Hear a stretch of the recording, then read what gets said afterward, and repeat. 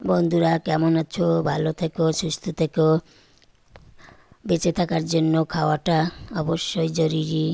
তাই আমি আজকে বাসন্তী পোলাও কিভাবে বানাবো তোমাদের কাছে শেয়ার করব।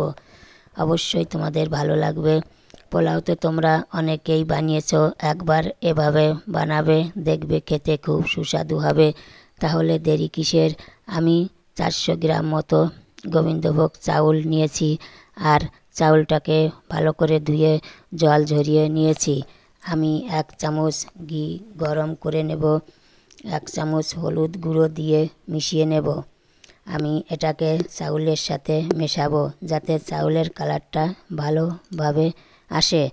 মেশানো হয়ে গেলে আমি এখন আদা বাটা আর গরম মশলার গুঁড়ো দিয়ে আবার একটু ম্যারিনেট করে রেখে দেব কয়েক মিনিট। কড়াই গরম করতে দিয়েছি।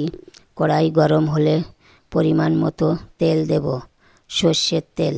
তেলটা গরম হলে 2টো তেজপাতা দেব, গোটা গরম মশলা দেব, কাজু কিশমিশ দিয়ে হালকা একটু ভেজে নেব। আমি এখন ম্যারিনেট করা গোবিন্দভোগ চাউলটা দিয়ে একটু হালকা করে ভেজে নেব। দেখো বন্ধুরা, চাউল থেকে একটা সুন্দর গন্ধ বেরিয়েছে। আমি যে পরিমাণে চাউল নিয়েছি তার ডবল পরিমাণে জলটা দিয়ে দেব, আর নাড়তে থাকবো যাতে চাউলটা দলা দলা ভাব না থাকে। ভালোভাবে মিশিয়ে নেব। একটু ঢেকে রাখবো, জ্বালাতে থাকবো আধা ঘন্টা পরে ঢাকনা তুলে নেব। দেখো বন্ধুরা, পোলাওটা কত সহজে তৈরি হয়ে গেল। আমি এখন 2 চামচ চিনি আর একটু লবণ দেখে গ্যাসটা বন্ধ করে ঢেকে রাখবো। 10 মিনিট পরে দেখো বন্ধুরা কত সুন্দর হয়েছে। আমি এখন পোলাওটা নামিয়ে নেব। পরিবেশনের জন্য আমি আলুর দম বানাবো। ছোট ছোট আলু সেদ্ধ করে নিয়েছি।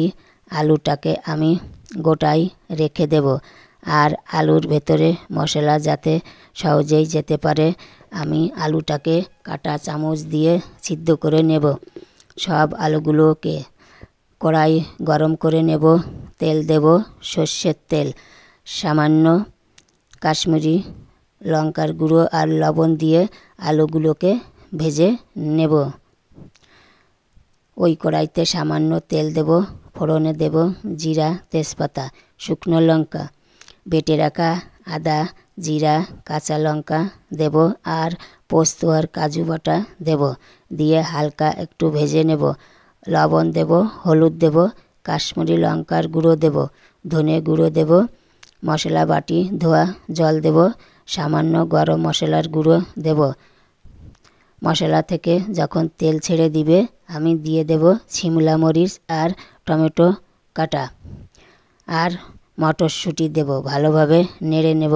এখন আমি ভাজা আলুগুলো দিয়ে দেব, হালকা নেড়ে জল দিয়ে দেব।